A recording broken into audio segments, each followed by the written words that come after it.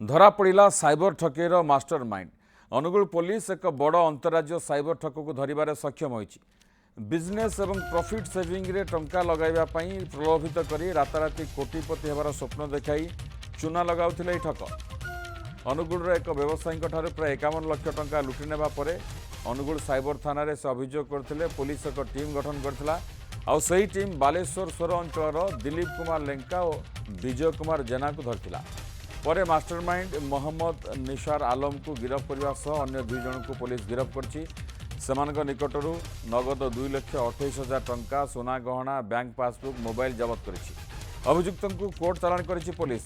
तेबे साइबर ठकंक प्रति सतर्क रहिबा एवं अजଣା आप किंबा अजଣା लोकंक लिंक को मोबाइल रे इंस्टॉल न करिबा पई अनुगुल एसपी लोकंकु सतर्क कराइछन्ति।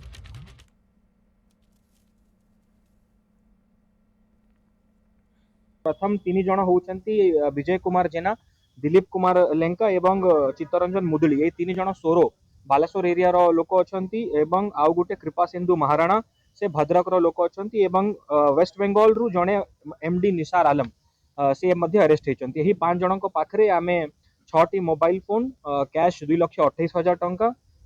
बहुत गुड़ा बैंक रो पासबुक चेकबुक तांकर पाखरु सीज हेची गुटे गोल्डन कलर रो रोलेक्स वॉच मध्य सीज हेची जोटा कि से पैसा रो किनिचंती एवं गुटे सुनार रिंग मध्य तांको पाखरु सीज हेची। हमरो एही जो